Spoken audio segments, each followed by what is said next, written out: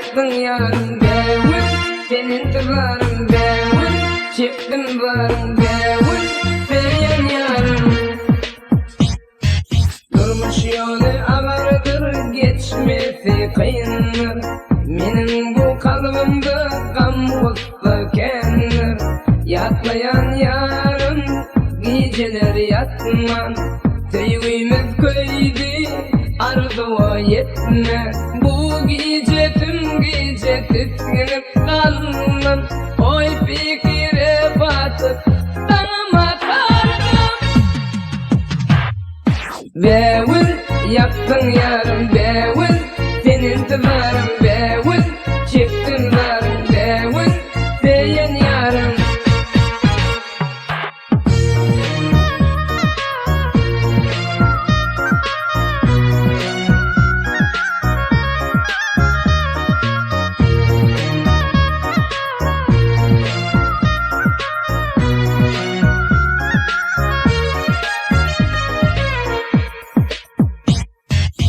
Duruşuşan günlerim yattan çıkmaya, senin ornun başka gödel tutmaya.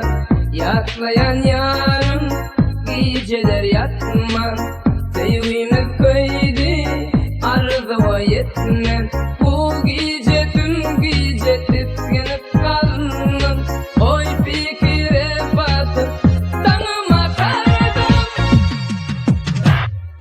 Bevin yaktın yarım bevin, senin tıvarım bevin, çıktın varım bevin, seyen yarım.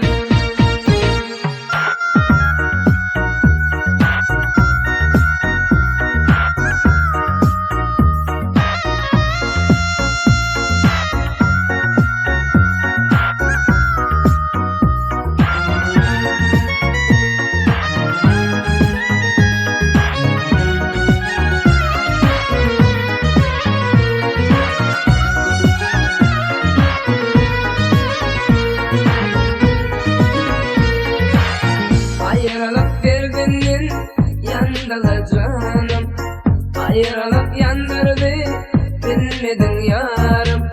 Yatlayan yarım, geceler yatman, sevgimiz köy